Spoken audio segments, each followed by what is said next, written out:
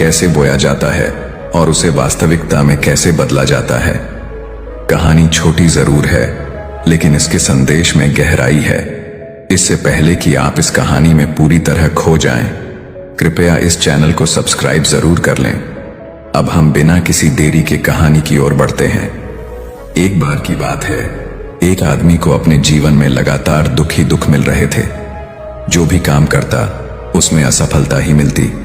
घर में हमेशा झगड़े होते और जब भी मदद की गुहार लगाता कोई उसकी मदद नहीं करता। ऐसा लग रहा था जैसे चारों ओर से दुखों का पहाड़ उस पर गिर पड़ा हो। वह दिन रात यही सोचता रहता कि इन दुखों से कैसे निपटे, लेकिन उसकी नींद भी उड़ी हुई थी और उसकी आंखों के नीचे काले घेरे आ गए थे। कभी कभी तो उसे आत्महत्या करने का ख्याल भी आता था, लेकिन परिवार की चिंता के कारण वह ऐसा कदम नहीं उठा पाता था।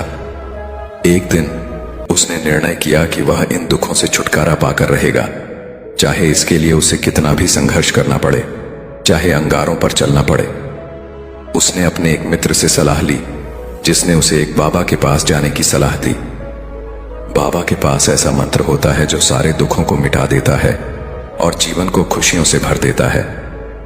आदमी ने इस सलाह को मान लिया और किसी बाबा के पास गया। उसने बाबा को अपनी समस्याओं के बारे में बताया और कहा कि वह किसी भी उपाय को अपनाने के लिए तैयार है, बशर्ते उसके जीवन में सुख शांति लौटे। बाबा ने उसे कुछ टोटके बताए और बदले में दान दक्षिण ले ली। आदमी ने उन टोटकों को पूरी विधि के साथ किया, लेकिन कुछ बदलाव नहीं आया। इसके विपरीत उसकी स्थिति और भी खराब हो गई और धन भी धीरे धीरे खत्म हो गया। उसने फिर एक पंडित से संपर्क किया, जिसने कहा कि उसे घर में हवन करवाना चाहिए। हवन से घर की ऊर्जा शुद्ध हो जाएगी और सुख शांति लौटेगी। आदमी ने पंडित को बुलाकर हवन करवाया, लेकिन इसके बाद भी उसकी समस्याओं में कोई सुधार नहीं हुआ। अब वह और भी निराश हो गया और सोचने लगा कि क्या उसे पंडित के पास जाना चाहिए या नहीं। फिर उसे पता चला कि एक अन्य बाबा के पास जाने पर दान दक्षिण की आवश्यकता नहीं होती। उसने सोचा कि अगर यह बाबा दान दक्षिण नहीं लेता तो वह सच में सिद्ध होगा। उसने उस बाबा के पास जाकर अपनी सारी परेशानियों के बारे में बताया और कहा कि वह किसी भी कठिनाई का सामना करने के लिए तैयार है, बस उसे अपने दुखों से छुटकारा दिला दीजिए।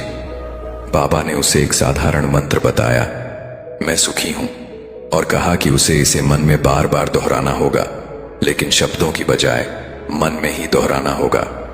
बाबा ने यह भी चेतावनी दी कि मन में किसी बंदर के बारे में विचार नहीं आना चाहिए।